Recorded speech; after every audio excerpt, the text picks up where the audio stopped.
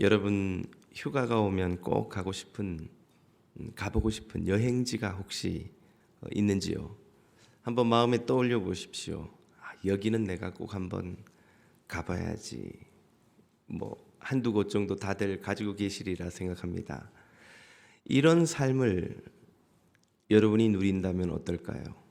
힘겨운 일상 또 일터에서 해방되어서 여러분이 가보고 싶은 여행지가 어디든지 언제든지 가서 맛있는 것을 먹고 좋은 사람들과 마음껏 떠들고 즐기고 대화하고 어디든지 방문해보고, 그리고 오는데 여러분이 돈을 쓰는 게 아니라 오히려 여러분에게 큰 돈을 여행 갈 때마다 안겨주는 그런 삶 말입니다.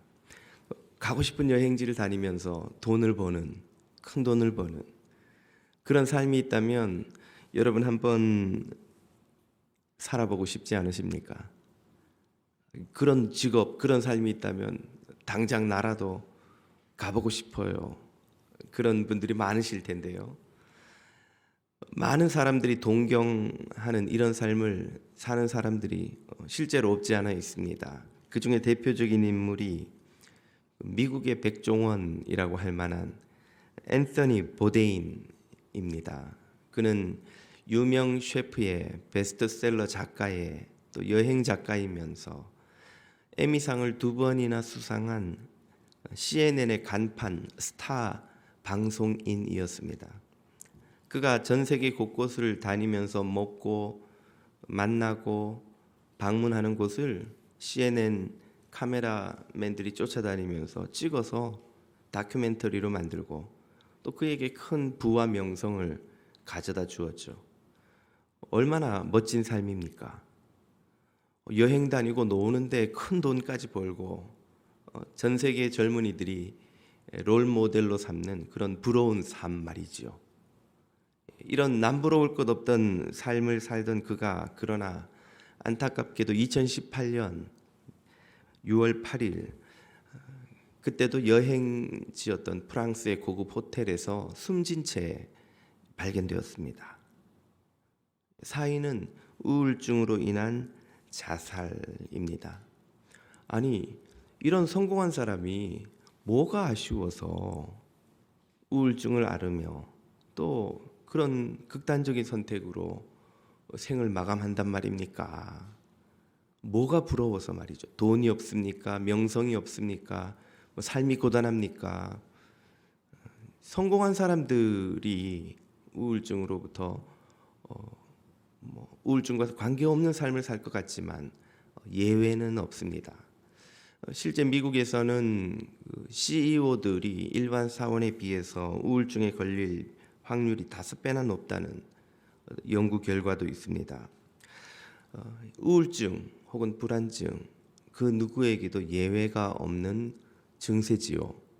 미국 보건복지부에서는 팬데믹 후에 미국 성인 5명 중 2명이 불안증과 우울증으로 고통받고 있다고 보고했습니다.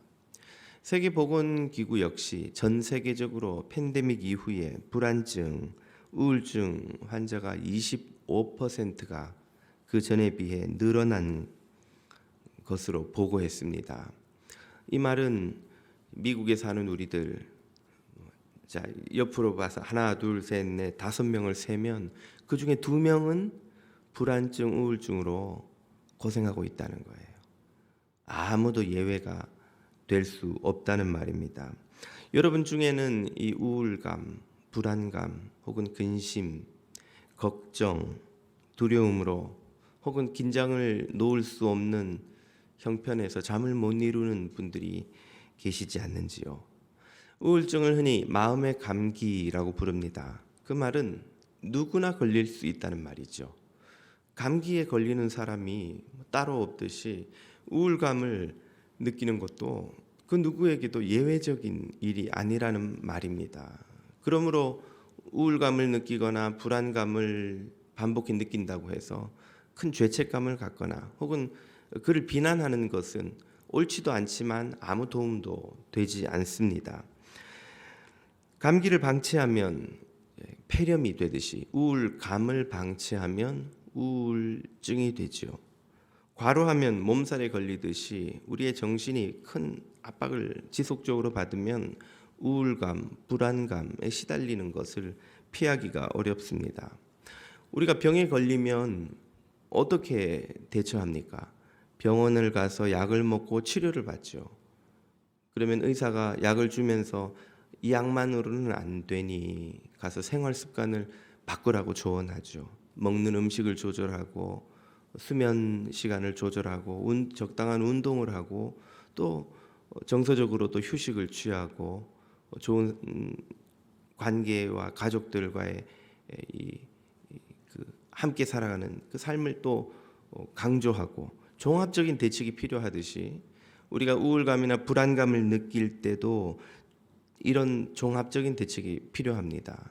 증상을 완화하기 위해서 약물 치료를 받는 것을 이상하게 여길 이유가 없습니다. 감기에 걸리면 감기약을 먹잖아요. 우울감이 좀 심하면 우울감을 대처하는 약을 먹을 수 있는 겁니다. 호르몬의 문제일 경우가 있기 때문이죠. 신체적인 대책도 필요합니다. 우울증 환자들이 격렬한 운동을 정기적으로 하면 크게 우울감이 사라진다는, 완화된다는 통계가 있습니다. 적당히 운동을 하고 수면을 충분히 취하고 좋은 음식을 먹는 것만으로도 우울감은 상당히 완화됩니다. 정서적인 대책 역시 필요하죠. 좋은 관계를 맺고 편안한 대화를 정기적으로 하면서 혹은 이 애완견 같은 혹은 친구와 관계 같은 그런 좋은 동반자 관계를 형성하는 것도 상당히 중요하고 도움이 됩니다. 이런 증상을 완화하는 노력에 더해서 그 근본 뿌리에 있는 원인을 해결하는 노력 역시 필요하다고 하겠습니다. 그것이 바로 영적인 대책입니다. 우리가 이 세상에서 느끼는 온갖 불안감, 우울감, 걱정, 두려움, 이 모든 것에 대한 영적인 대책은 무엇일까요? 그 근본에 있는, 뿌리에 있는 원인을 해결하기 위한 방법은 무엇일까요? 오늘 본문에서 주님은 놀랍게도 그런 대책을 병원에 가지 않아도, 치료비를 내지 않아도 주시는 놀라운 은혜를 베풀어 주십니다. 오늘 본문은 요한복음 14장의 마지막 단락입니다. 예수님께서 최후의 만찬석상에서 하신 말씀의 마지막 대목이라고 하겠습니다. 오늘 본문이 일어나 가자 하는 말로 끝나는 것을 봐서는 예수님이 오늘 본문 말씀을 가르치시고 이제 자리에서 일어나 겟세마네 동산으로 건너가시는 것으로 보입니다. 이 만찬석상에서 예수님이 자신들을 떠난다는 말씀을 하시니 제자들이 근심과 두려움에 사로잡히죠. 그렇게 근심하는 제자들, 걱정하는 이들에게 예수님은 무엇라 말씀하셨나요? 27절을 보십시오. 평안을 너희에게 끼치노니 곧 나의 평안을 너희에게 주노라. 내가 너희에게 주는 이 평안은 세상이 주는 평안이 따로 있다는 거예요. 세상도 평안을 줍니다. 그런데 그 세상의 평안과 다른 내가 가지고 있는, 내가 누리는, 내가 너희에게 주는 평안을 너희에게 주노라. 이건 세상의 평안과 다르다는 거예요. 이 평안을 너희가 받아서 마음에 근심하지도 말고 두려워하지도 말라. 근심할 필요가 없다는 거예요. 두려워할 이유가 없다는 것이죠. 무엇이 있으면, 주님이 주시는 이 평안이 있으면, 이 평안은 세상의 평안과 다른 차원의 평안입니다. 어떤 평안이기에 세상과 다르며 어떤 평안이기에 정말 제자들에게 근심과 두려움으로부터의 이 해방을 주시는가? 이 평안을 실제로 받아 누렸던 사도 바울이 그에 대해서 이렇게 설명하는 대목이 빌립보서에 나옵니다. 주님이 주시는 평안은 어떤 것인가? 빌립보서 4장 6절에 아무것도 염려하지 말고 다만 모든 일에 기도와 간구로 너희 구할 것을 감사함으로 하나님께 아뢰라. 그 주님이 주시는 평안은 여기 첫 번째 특징이 나옵니다. 기도로 얻는 것이에요. 기도하는 이에게 주시는 것입니다. 기도와 간구를 할 때, 감사함으로 간구할 때 그 평안을 주시는 거예요. 그렇게 기도로 간구하면 주님이 무엇을 주시는가? 모든 지각에 뛰어난 하나님의 평강을 주세요. 그 평강의 두 번째 특징은 그리스도 예수 안에서 우리의 마음과 생각을 지켜주십니다. 평강의 능력은 이거예요. 마음을 지키고 생각을 지키는 것이죠. 왜 마음을 지키고 생각을 지켜야 합니까? 마음은 우리 신체의 다리와 같습니다.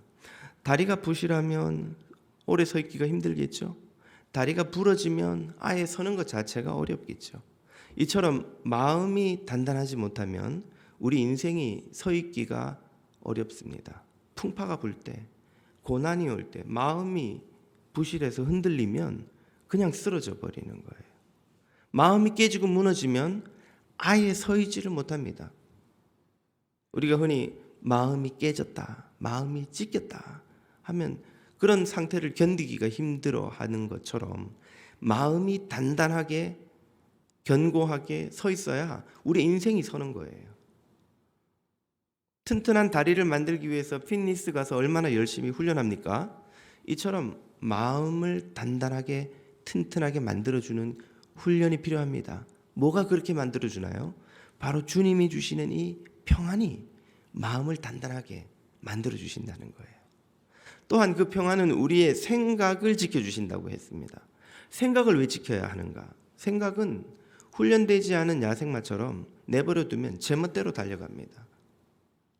생각은 자기 마음대로 일어날 수 있는 최악의 상황을 자꾸만 쫓아가요. 하지 말라고 해도 자꾸만 최악의 상황을 떠올립니다. 생각이. 이런 걸 심리학에서는 재앙적 사고라고 합니다. 어떻게 될지 모르는 거예요, 이 일이. 잘 될 수도 있고 안 될 수도 있는데 생각은 자기 마음대로 안 되는 경우, 그것도 최악으로 안 되는 경우만 자꾸만 떠올려요. 그래서 두렵게 만들고 근심하게 만들고 용기를 잃어버리게 만듭니다. 자신을 괴롭혀요. 그래서 그 생각을 붙들어서 바르게 생각하도록 훈련시켜야 합니다. 주님이 주시는 평안이 그 생각도 붙들어주는 거예요. 계속해서 최악만 생각하는 것이 재앙적 사고요, 비관적 사고라면 세상에서는 이걸 또 반대로 몰고 가서 계속해서 최선만 생각해야 된다고 가르치죠. 낙관적 사고, 긍정적 사고라고 합니다. 계속 제일 잘 될 거라고 생각하라는 거예요. 그러나 그것 역시 건강하지 않은 사고입니다. 우리 삶이 항상 최고의 최선의 결과만 나오는 것이 아니거든요. 그렇기 때문에 낙관적 사고를 강박적으로 하는 사람도 큰 어려움에 봉착합니다. 전에도 한번 제가 설명드렸습니다만 포로 수용소에서 제일 빨리 죽는 사람들이 낙관적 사고를 고집하는 사람들이에요. 다 잘 될 거야 라고 자기에게 체면을 걸다가 일이 잘 안 되면 다른 사람보다 더 크게 낙심해서 빨리 용기를 잃어버리고 몸과 마음이 다 상황을 대처할 준비를 하지 못해서 실패하거나 쇠약해져서 빨리 죽습니다. 성경적 사고는 재앙적 사고, 비관적 사고도 아니고 무조건 다 잘 될 거야 라는 암시를 거는 낙관적 사고도 아니고 성경적 사고가 따로 있습니다. 그걸 주님께서 우리에게 이제 가르쳐 주시지요. 아무튼 이렇게 주님의 평안은 우리의 마음도 붙들어 주시고 생각도 붙들어 주셔요. 마음을 단단하게 하고 생각을 바르게 해 줍니다. 이것이 세상의 평안과 다른 주님의 평안이 가진 두 번째 특징이죠. 세 번째 특징은 주님의 평안은 상황을 초월합니다. 방금 읽었던 7절을 다시 한번 보면 모든 지각에 뛰어난이라고 하나님의 평강을 소개하죠. 모든 지각에 뛰어나다. 이게 무슨 표현인가? 무슨 의미인가? 표준 세번역을 보면 인간의 헤아림을 넘어서는 이런 뜻입니다. 인간의 헤아림이 뭔가요? 우리가 계산을 해보는 거죠. 지금 어카운트에는 얼마가 있고 이번 달에 얼마가 들어올 건데 얼마가 나가야 되고 얼마를 갚아야 되고, 아무리 계산을 해봐도 이게 마이너스인 거예요. 아무리 계산을 해봐도 내가 이 상황을 탈출할 길이 안 보이는 거죠. 이게 인간의 헤아림입니다. 계산을 해보면 답이 없는 것. 건강 문제, 재정 문제, 관계의 문제, 가정의 문제, 자녀의 문제. 우리의 머리로 아무리 계산을 해봐도 답이 안 나와요. 인간의 헤아림이 내놓는 결론, 망하는 거죠. 이 인간의 헤아림을 초월하는 평안이 있다는 거예요. 인간이 우리의 머리로는 아무리 생각해도 답이 안 나오는데 이상하게 평안을 누릴 수 있는 그런 차원의 평화가 있다는 거죠. 세상이 주는 평화로는 이 인간의 헤아림을 뛰어넘을 수가 없는 거예요. 돈이 남으면 마음이 놓이고 돈이 부족하면 마음이 놓이지 않잖아요. 잠이 안 오잖아요. 아무리 계산을 해봐도 일이 해결될 길이 없어요. 그러면 잠이 안 오잖아요. 그게 세상이 주는 평안이에요. 한계입니다. 그런데 주님이 주시는 평안은 우리의 계산을 뛰어넘어서, 우리의 헤아림을 뛰어넘어서 초월해서 우리에게 평안을 주시는 그런 평안이 있다는 거예요. 이런 평안을 혹시 여러분이 착각하실 수도 있어요. 그런 평안은 그러면 어떤 문제나 고난이 와도 아무 마음의 불안과 염려가 없는 무념무상의 상태가 아닌가요? 무념무상, 자아가 상실되는, 흔히 불교에서 말하는 그런 상태가 아닙니까? 우리 한국 문화권에서 살아왔기 때문에 그렇게 착각할 수도 있습니다만, 그건 주님이 주시는 평안과 다릅니다. 그건 일종의 자아를 애써서 상실케 하는 자기 최면의 상태가 아닌가, 저는 그렇게 생각을 합니다. 아무튼 제가 불교에 대해서 깊이 알지는 못하니까 무념무상의 상태, 아무 느낌 없이 누가 때려도 전혀 아프지도 않은, 누가 나를 모욕해도 아무 속상하고 화나는 일도 없는, 그야말로 무슨 천사 같은, 호호 할아버지 같은 그런 상태의 평안을 말하는 것인가? 그런 게 절대로 아닙니다. 이 평안은 우리의 모든 감각과 느낌 혹은 의지가 생생하게 살아있는 자신의 모습이 그대로인 상태예요. 예수님도 그런 평안을 누린다고 하시는 예수님도 오늘 만찬석상에서 내가 마음이 괴롭다, 당신이 괴롭다고 말씀하시잖아요. 그리고 이 만찬석상을 떠나서 겟세마네 동산으로 건너가서는 당신의 괴로운 마음으로 인해서 땀방울이 핏방울이 되도록 3번이나 간절히 기도하시지 않습니까? 할 수만 있으면 이 잔을 좀 지나가게 해주십시오. 아니, 평안을 누린다는 분이 왜 이렇게 괴로워하세요?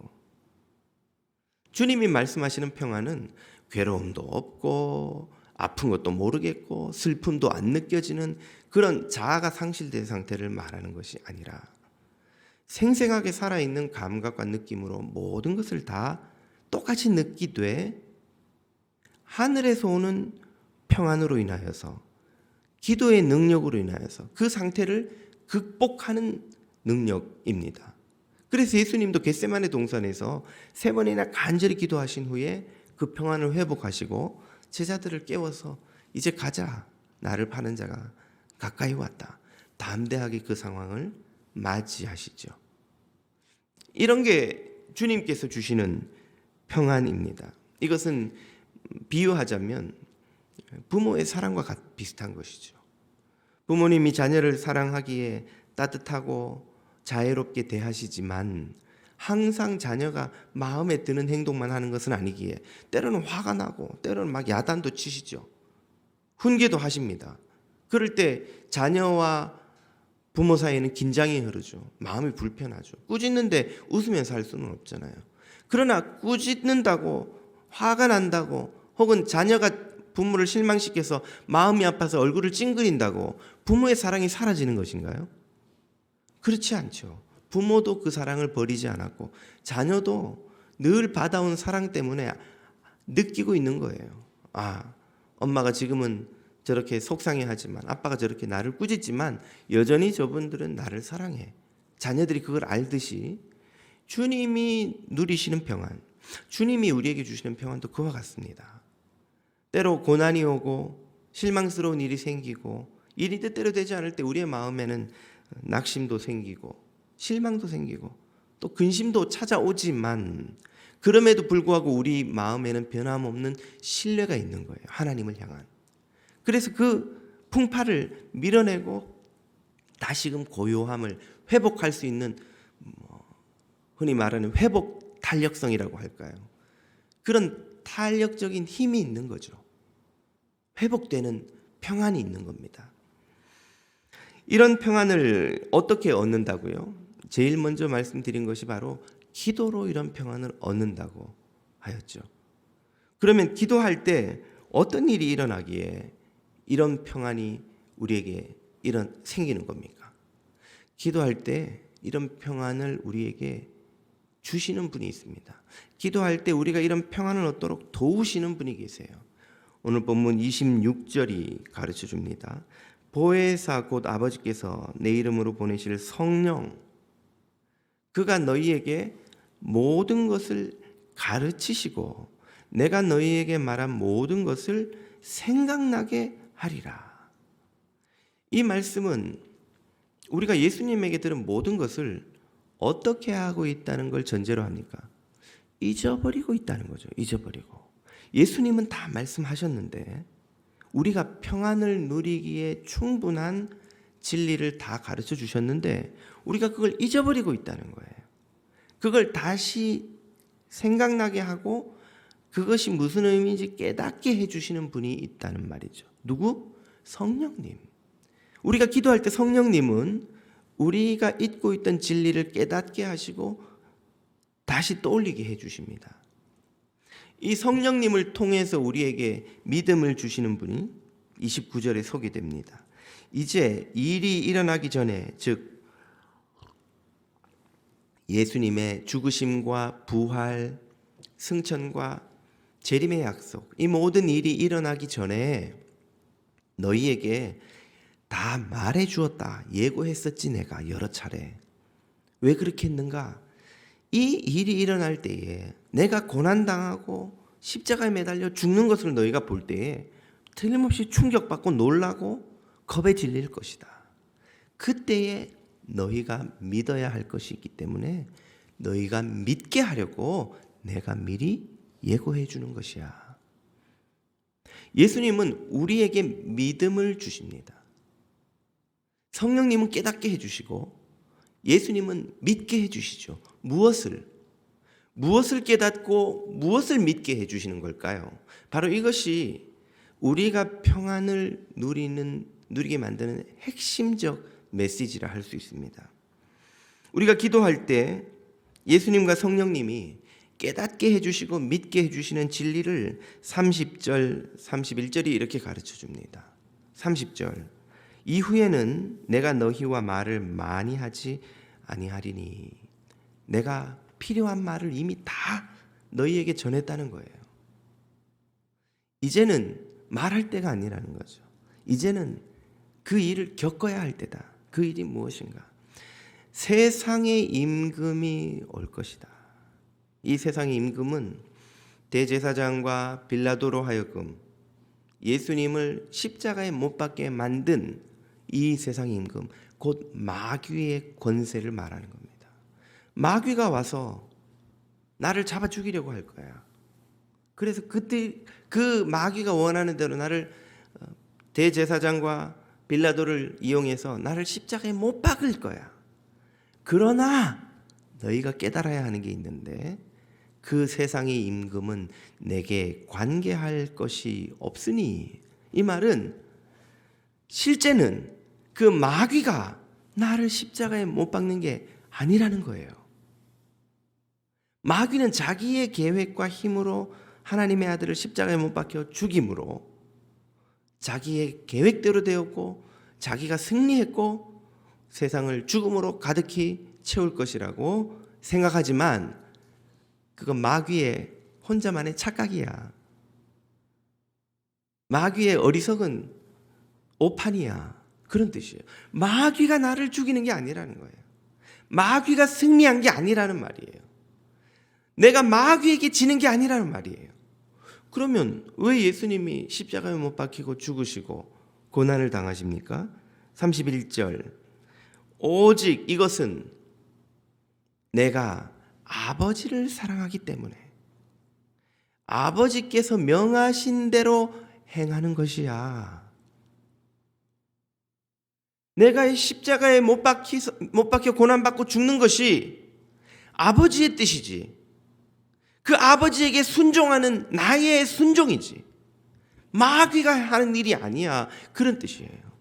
이것을 세상이 알게 하려고 내가 지금 너희에게 이렇게 설명하고 예고하고 가르치고 믿게 하려는 것이야. 이걸 깨닫고 믿어야 한다는 거예요. 주님의 죽으심과 고난당하심 그리고 부활은 마귀의 계획에 의한 것이 아니라 하나님의 계획에 의한 것이요, 하나님의 뜻이요, 하나님께 기꺼이 순종하는 주님의 믿음의 순종 때문인 겁니다. 그러므로 예수님은 십자가에서 죽으실 뿐 아니라 죽음에서 아버지의 능력으로 부활하시죠. 그리고 승천하십니다. 자녀들이 거할 거처를 예비하러 가셨다가 다시 돌아오기로 약속하셨죠. 마귀의 승리가 아니라 하나님의 승리인 거예요. 예수님이 마귀에게 패배하신 게 아니라 예수님이 죽음에서 부활하심으로 마귀에게 승리하시고 하나님께 승리의 영광을 돌린 것입니다. 마귀의 뜻대로 된 게 아니라 하나님의 뜻대로 다 된 거예요. 이것을 제자들이 깨닫고 믿을 수 있어야 참된 평안을 누린다는 말씀입니다. 할렐루야. 여러분, 마귀가 승리한 게 아니라 하나님이 승리한 것임을 믿으시기를 축복합니다. 주님의 이 약속이 제자들에게 참 평안과 참 소망을 주었다는 것이 무슨 뜻입니까? 오늘에도 똑같은 메시지가 저와 여러분에게 참 평안을 준다는 뜻이에요. 우리는 인생의 고난을 만나면 내 인생이 실패가 아닌가, 마귀에 의해서 마귀를 떠올리지 않더라도 이 세상에 나를 적대적인, 이 세상은 왜 이렇게 나한테 적대적이야?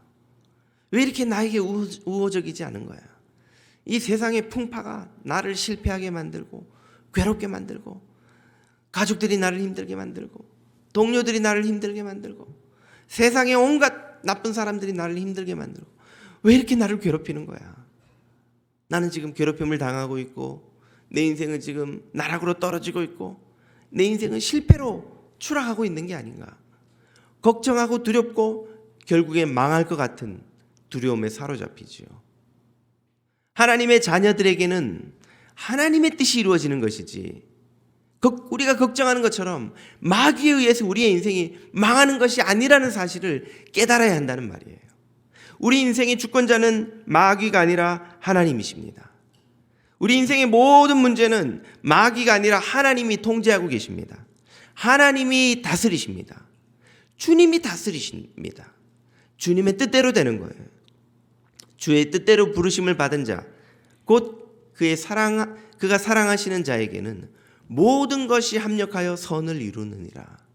하나님께서 우리 삶에서 최고의 선을 이루고 계신다는 사실, 이 사실을 깨닫고 믿음으로써 우리는 진정한 평안, 참된 평안을 누릴 수 있다는 약속의 말씀입니다. 하나님이 여러분의 삶을 주관하고 계심을 믿으시기를 축복합니다. 여러분의 삶에서 고난까지도 사용하셔서 당신의 선한 뜻을 이루심을 믿으시기를 축복합니다. 하나님의 손 안에 있는 우리의 인생이에요. 하나님이 통제하시고 계시는 인생이에요. 이스라엘을 지키시는 자가 졸지도 주무시지도 아니하시리라. 영원까지 우리의 출입을 지키시리라. 약속하신 말씀처럼 주님이 우리의 삶을 통제하고 계신다는 사실을 믿을 때에 우리는 진정한 평안을 누릴 수 있습니다. 서울의 경신교회 이홍승 집사라는 분이 계십니다. 이분은 급성 폐혈증으로 열흘 동안 사경을 헤매다가 결국은 생명을 건지기 위해서 두 다리와 왼쪽 팔을 절단하는 대수술을 하고 살아났습니다. 눈을 떠보니까 다리가 없는 거예요. 한쪽 팔이 없는 거예요. 기가 막히잖아요.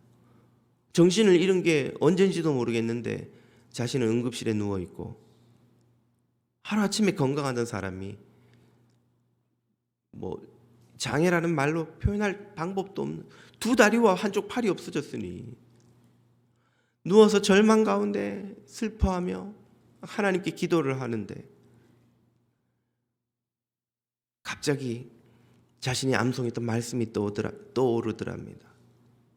사람이 감당할 시험 밖에는 너희가 당한 것이 없나니 오직 하나님은 신실하사 너희가 감당하지 못할 시험 당함을 허락지 아니하시고. 이 말씀이 마음에 떠오르자 시험 당할 즈음에 또한 피할 길을 내사 너희로 능히 감당하게 하시느니라. 이 시험을 내가 감당할 수 있겠구나 하는 소망이 생기더라는 거예요. 주님의 영이 그의 마음을 충만히 채우면서 이 시험 내가 감당할 수 있겠구나. 그렇지, 감당해야지. 감당 못할 시험이 아닌데 내가 왜 낙심하고 절망하겠는가.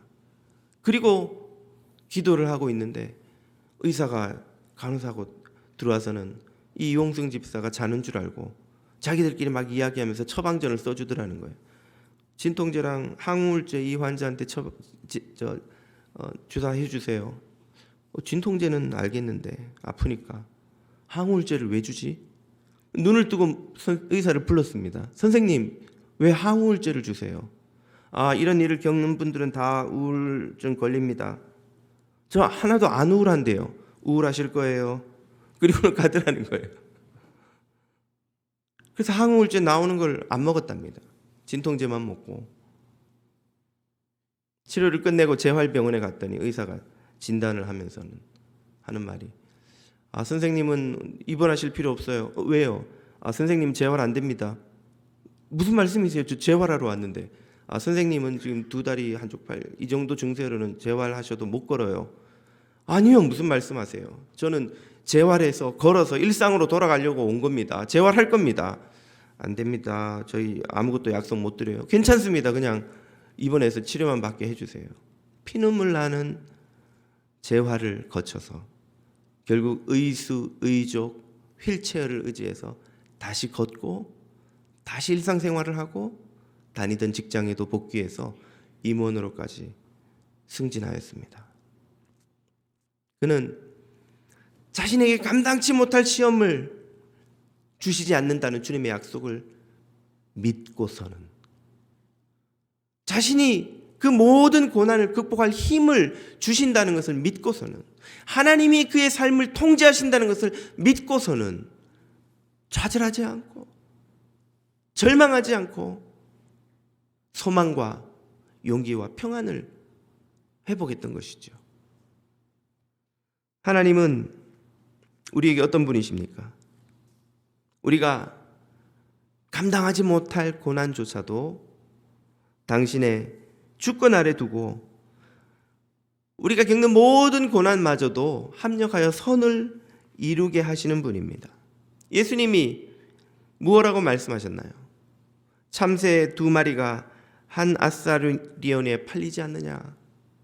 그러나 너희 아버지께서 허락하지 아니하시면 그 하나도 땅에 떨어지지 아니하리라. 너희에게는 머리털까지 다 세신 바 되었나니 두려워하지 말라. 너희는 많은 참새보다 귀하니라. 아멘. 참새 한 마리도 세심하게 돌보시는 그 주님께서 우리의 머리털까지 세시며 우리의 삶을 지키고 계시고 통제하고 계시고 졸지도 주무시지도 아니하고 돌보고 계시는 것을 우리가 깨달을 수 있다면, 믿고 신뢰할 수 있다면, 그 하나님이 주시는 하늘의 평안이야말로 오늘 저와 여러분이 누릴 수 있는 최고의 복이 아니고 무엇이겠습니까? 주님이 주시는 세상이 주지 못하는 평안, 모든 지각에 뛰어난 평안, 그 평안이 오늘 여러분의 마음을 가득 채우시기를 우리 주님의 이름으로 축복합니다. 기도드리겠습니다.